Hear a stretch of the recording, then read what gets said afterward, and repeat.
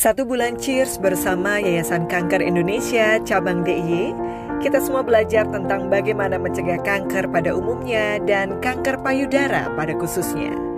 Kali ini YKI Cabang DIY bekerja sama dengan Balai Besar POM atau BB POM DIY akan memberikan edukasi terkait dengan keamanan pangan yang tentunya bermanfaat untuk menjaga kesehatan kita semua. Selamat menyaksikan. Cheers! Apa kabar semuanya? Tentunya masih dalam keadaan baik dan sehat selalu.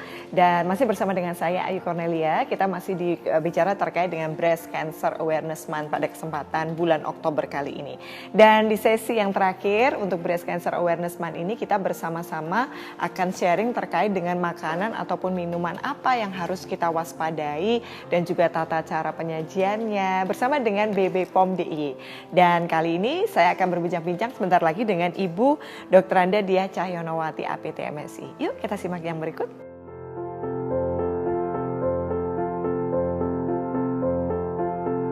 Assalamualaikum warahmatullahi wabarakatuh. Selamat pagi, selamat siang, selamat sore. Apa kabar semua? Dalam keadaan sehat tentunya ya.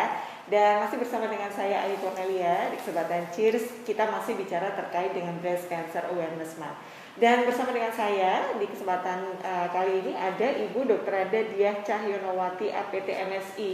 Beliau ini adalah Kepala Bidang Informasi dan Komunikasi BB POM DIY. Ya, jadi kita akan bincang-bincang terkait dengan hal-hal apa saja yang perlu kita cermati terkait dengan makanan atau mungkin minuman yang harus kita hindari.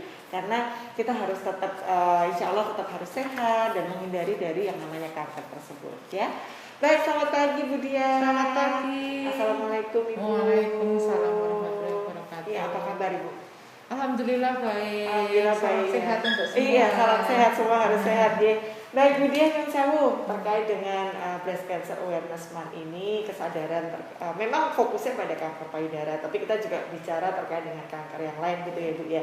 Nah, dari BB POM sendiri mungkin ada beberapa tips yang bisa dibagikan kepada sahabat CNC, pada pemirsa yang menyaksikan tentang makanan dan minuman yang mungkin harus kita cermati atau justru harus kita hindari Bu. Monggo Ibu. Ya, jadi kita harus tetap menjaga asupan makanan yang ke dalam tubuh kita. Kita harus memperhatikan keamanan pangan sampai kepada tingkat perseorangan atau individu. Nah, berbicara mengenai keamanan pangan, untuk penerapan keamanan pangan ini kita mempunyai 5 kunci keamanan pangan untuk keluarga.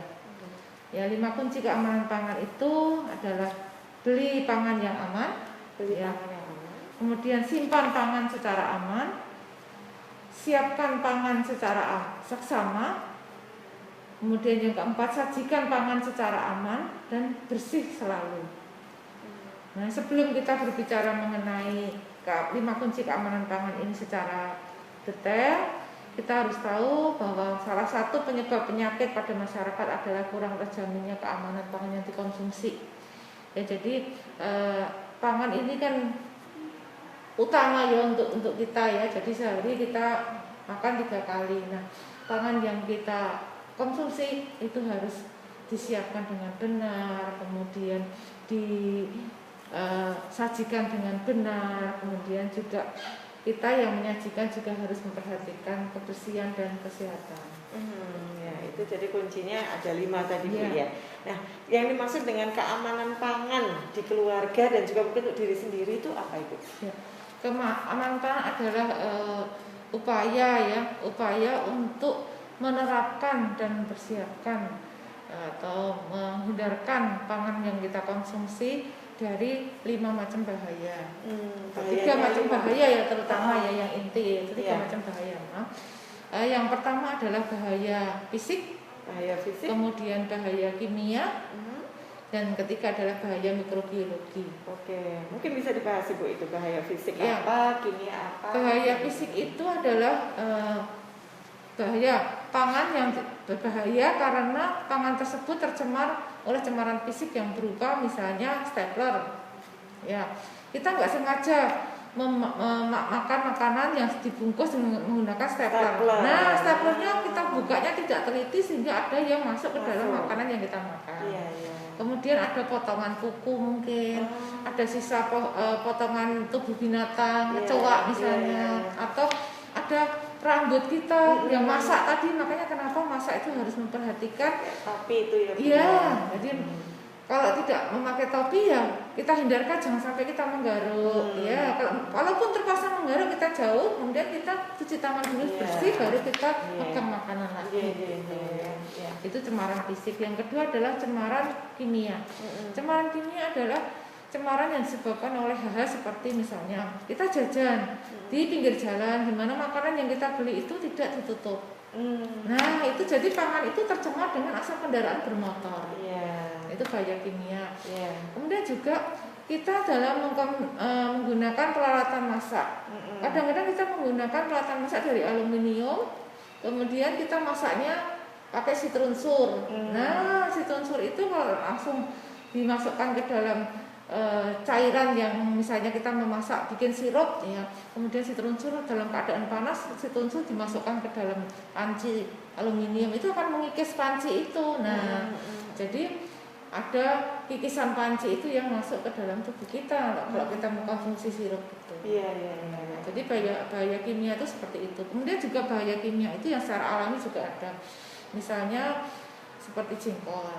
Jengkol itu boleh dikonsumsi, tetapi kalau dia terlalu banyak, dia ada bahaya kimianya di situ secara alami, yaitu menyebabkan kita jengkolan ya. Oh gitu ya. Seperti asam urat gitu ya rasanya. Terus kemudian juga ada jamur-jamur tertentu. Jadi sebentar lagi musim hujan, terutama harus memperhatikan jangan sampai kita mengkonsumsi makanan itu misalnya jamur yang tumbuh di halaman kita, halaman rumah kita.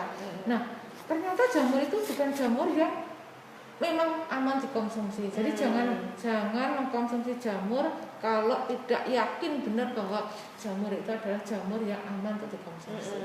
Seperti itu. Kemudian juga masih bahaya kimia. Kalau kita sekarang banyak menggunakan zat kimia seperti misalnya sabun cuci tangan, kemudian untuk pel, untuk pembersih kaca, itu semuanya refill.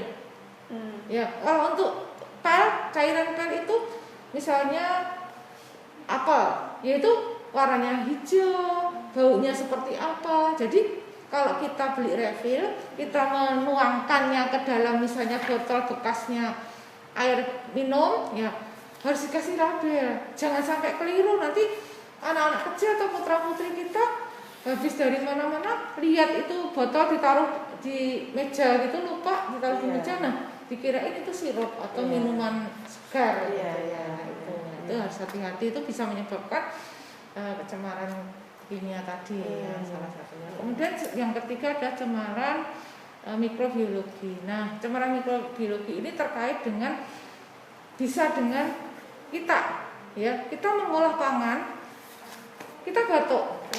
Nah, ketika kita batuk, kita putar begini, kemudian kita mengolah pangan lagi. Nah, berarti kita sudah membuat pangan itu menjadi tidak aman, karena pangan itu menjadi tercemar oleh cemaran mikrobiologi.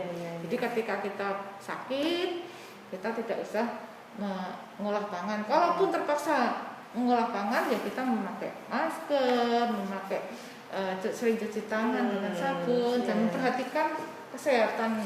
Jangan sampai kita menjadi penyebab satu pangan yang sebenarnya aman jadi pangan yang tercemar oleh cemaran mikrobiologi. Jadi sebetulnya sekarang kayak kita pakai masker terus itu malah jadi ini ya Bu ya, menjaga supaya tadi kalau mengolah makanan itu malah jadi sehat ya Bu ya. Jadi walaupun kita pada saat mengolah makanan kita bicara, itu tetap saja kita tidak mencemari makanan yang kita olah. Jadi kalau kita jajan di warung makan atau di penjual yang dia bicara terus sambil misalnya bikin lotek gitu ya, bicara terus. Nah, ini lotek yang dia buat itu sudah tercemar. Kalau sudah mengolah makanan ya jangan sambil ngomong. Itu kira-kira dari Bepom ada nggak Bu kayak sosialisasi kepada para penjual di warung? Jadi kita mensosialisasikannya kepada masyarakat. Baik melalui kader-kader yang kita bentuk, yaitu kader PKK, kader Karang Taruna, kader guru SD, ya. Jadi jajaran yang kita sosialisasikan itu, yang kita kasih sosialisasi itu tidak hanya masyarakat umum ya, istilahnya ibu rumah tangga, tapi itu enggak, tapi juga anak sekolah melalui para kader guru SD, kemudian para pengusaha ya, pengusaha industri rumah tangga misalnya, atau pangan siap saji itu melalui kader kami Karang Taruna gitu. Kemudian kalau yang untuk ibu-ibu rumah tangga juga mungkin juga nanti untuk masyarakat yang ada di daerah-daerah itu kita melalui kader kita, kader PKK. Melalui kader PKK ya. Baik. Ya, baik Ibu, ada nggak kira-kira produk yang harus kita hindari Bu? Atau tadi kan Ibu sudah menyampaikan cara-caranya gitu. Ada nggak beberapa produk yang mungkin saat ini masih di pasaran dan kita harus minimalisir atau mungkin malah dihindari? Ya. Jadi kalau kita masih bisa menggunakan produk-produk yang alami ya, itu lebih baik kita menggunakan produk-produk yang alami. Kemudian kalau kita terpaksanya menggunakan produk-produk yang sudah dikemas ya, yang maksudnya sudah ada bahan tambahannya ya, bahan kimia sebagai bahan tambahannya, walaupun bahan tambahan itu diizinkan untuk dikonsumsi oleh manusia ya, namanya juga bahan tambahan pangan. Bahan tambahan pangan itu bisa untuk membuat pangan itu lebih awet, bisa membuat pangan itu lebih menarik, bisa membuat pangan itu lebih enak rasanya, ya lebih awet, lebih lama gitu. Boleh itu, ada yang boleh, ada yang tidak. Kalau yang tidak itu namanya bahan yang dilarang untuk pangan, tapi kalau yang boleh itu bahan tambahan pangan. Tetapi menggunakan bahan tambahan pangan pun harus ada takarannya yang ditaatin. Jadi tidak boleh kok menggunakan sembarang sesukanya.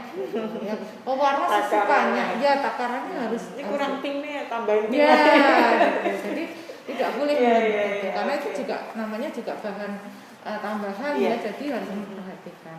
Oke, baik Ibu. Terima kasih banyak Ibu. Mungkin ada yang mau Ibu sampaikan kepada masyarakat luas terkait dengan bulan kesadaran kanker payudara atau pada secara umumnya kanker juga apa yang harus kita hindari. Silakan Ibu. Jadi kanker bisa disebabkan oleh pola hidup kita yang tidak benar, terutama terkait dengan pangan yang kita konsumsi. Jadi jadilah konsumen yang cerdas dengan melaksanakan cek klik, yaitu cek kemasan, cek label, cek izin edar, dan cek tanggal kadaluarsa. Kesehatan kita mahal harganya, jadi jangan sembarangan mengkonsumsi pangan. Selalu menjadi konsumen yang cerdas, laksanakan cek klik. Baik Bu Dia, terima kasih banyak, sangat bermanfaat sekali Bu. Semoga kita semua selalu diberikan kesehatan Ibu ya, dan bisa menjalani kegiatan dengan baik. Matur nuwun sangat Ibu, sehat-sehat ya. Ya baik, setelah ini kita akan sharing lagi terkait dengan Breast Cancer Awareness Month dan masih bersama dengan saya Ayu Cornelia.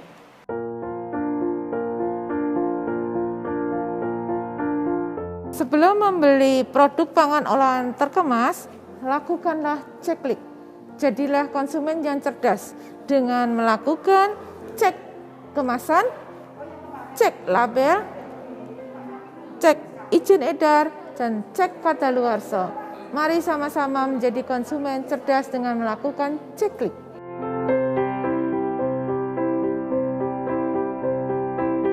Nah, jadi gitu ya Miss Klik ya. Oh, oke. Sahabat CNC, kenalkan ini sahabat saya baru. Namanya Miss Klik ya. Kebetulan kita sama-sama pakai baju pink ya. Perlu diingat ya, tadi sudah disampaikan oleh Bu Dia, yaitu cek klik. Klik itu apa? Yang pertama adalah pastikan kemasan dalam kondisi baik. Jadi kalau sudah rusak-rusak jangan dibeli ya. Kemudian L, label, baca informasi pada label dengan seksama. Dan I, izin edarnya perlu dicek. Dan yang selanjutnya adalah kadaluarsa. Perlu dicek sampai tanggal berapa. Kalau bisa, kalau sudah mepet-mepet seminggu 2 minggu gitu nggak usah dibeli aja, daripada nanti ada mengganggu kesehatan kita dan lain-lain ya. Saya Ayu Cornelia pamit. See you on next Tuesday jam 4 sore. Sehat selalu. Bye.